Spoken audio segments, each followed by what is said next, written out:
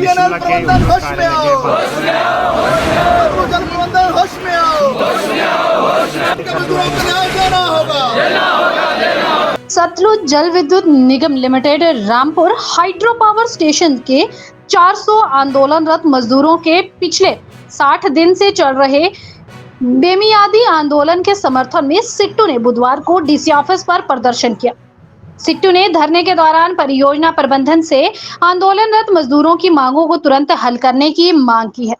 सिट्टू ने ऐलान किया है कि अगर शिमला स्थित एसजेवीएनएल मुख्यालय में बैठे अधिकारियों ने इन मांगों के समाधान के लिए तुरंत हस्तक्षेप ना किया तो जल्द ही सिट्टू शिमला में मुख्य प्रबंधन निदेशक कार्यालय का घेराव करेगा।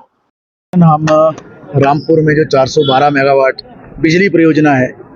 उसके मजदूर जो पिछले 60 दिन से लगातार बेमियादी संघर्ष पर हैं, उनके समर्थन में इस प्रदर्शन को कर रहे हैं। और इस प्रदर्शन को शिमला में करने का मकसद असल ये है क्योंकि आप सभी को मालूम है कि 412 मेगावाट का जो परियोजना है और 1500 मेगावाट की जो नाथवा झाकड़ी की परियोजना है और लुहरी की जो परियोजना है और अभी जो सुन्नी में भी काम चल रहा है, सुन्नी की जो परियोजना है, ये सारी परियोजनाओं में जो मुख्य नियोक्ता है वो सतलुज जल विद्युत निगम है, एसजेवीएन है।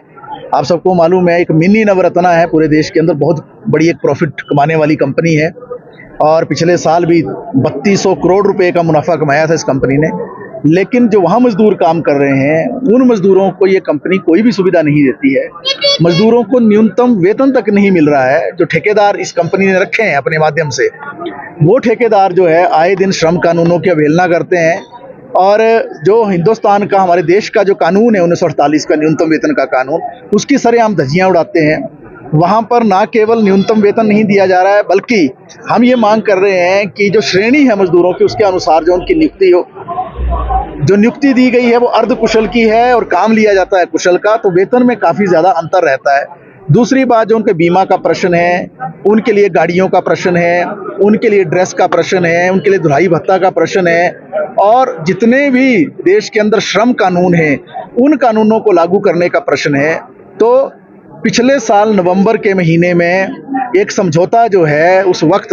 1500 मेगावाट के प्रबंधन के साथ भी और 412 मेगावाट के प्रबंधन के साथ भी हुआ था और उसमें ये माना गया था एसजेवीएन के द्वारा और ठेकेदारों के द्वारा कि मजदूरों को जो है ये सारी सुविधाएं दी जाएंगी, श्रम कानून लागू किए जाएंगे। लेकिन आज 8 महीना बीतने के बाद भी हम देखते हैं कि कोई भी कानून जो वहाँ लागू नहीं किया जा रहा है। जब से 60 दिन से मजदूर आंदोलन पर है, लगातार उन्हें डराया धमकाया जा रहा है। जो वहाँ CISF है, सेंट्रल इंडस्ट्रियल सिक्योरिटी फोर्स है,